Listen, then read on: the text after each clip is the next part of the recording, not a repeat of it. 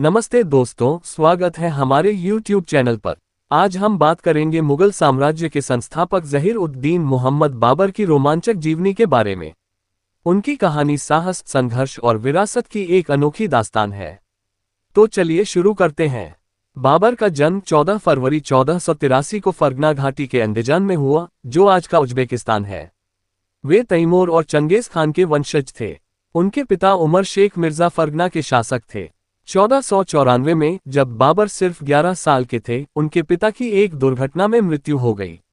इतनी कम उम्र में बाबर को फरगना का सिंहासन संभालना पड़ा।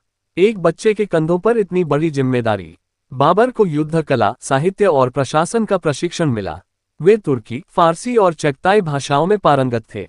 उनकी बुद्धिमत्ता और नेतृत्व क्षमता कम उम्र में ही दिखने लगी।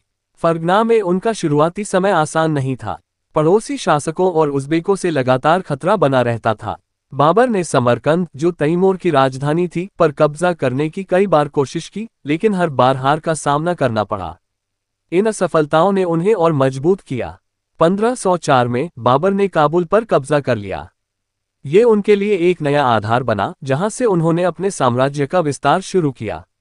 1526 में बाबर ने दिल्ली सल्तनत के शासक इब्राहिम लोदी के खिलाफ पहला पानीपत युद्ध लड़ा।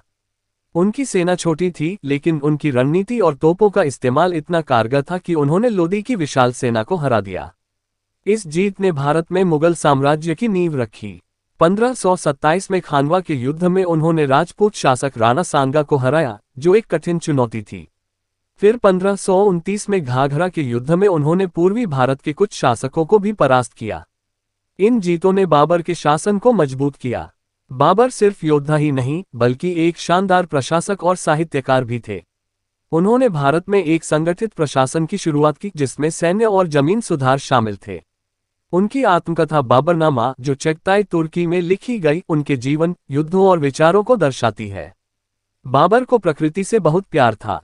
वे कविताएं लिखते थे, संगीत में रुचि रखते थे और फारसी स्टाइल के चारबाग उद्यानों को भारत में लाए, जो बाद में मुगल स्थापत्य का हिस्सा बने। बाबर की कई पत्नियां थीं, जिनमें आयशा सुल्तान बेगम और महम बेगम प्रमुख थीं। उनके 4 बेटों में हुमायूं उनके उत्तराधिकारी बने। एक कहानी मशहूर है कि जब हुमायूं गंभीर रूप से बीमार थे, बाबर ने अपनी जान की बलि देकर उनके लिए दुआ मांगी। 26 दिसंबर 1530 को आगरा में उनकी मृत्यु हो गई। उनकी इच्छा के अनुसार उनकी देह को काबुल ले जाया गया, जहां उन्हें दफनाया गया। बाबर की विरासत मुगल साम्राज्य के रूप में आज भी जीवित है। उन्होंने एक ऐसे साम्राज्य की नींव रखी, जो बाद में अकबर, जहांगीर और शाहजहां के समय अपने चरम पर पहुंचा। उनकी रणनीति, साहस और साहित्यिक योगदान ने उन्हें इतिहास में अमर कर दिया। बाबर की कहानी हमें सिखाती है कि मुश्किलों के बावजूद दृढ़ इच्छाशक्ति और मेहनत से कोई भी अपने सपनों को हासिल कर सकता है। तो दोस्तों, आपको बाबर की कहानी कैसी लगी? उनकी जिंदगी का कौन सा हिस्सा आपको सबसे ज्यादा प्रेरणादायक लगा?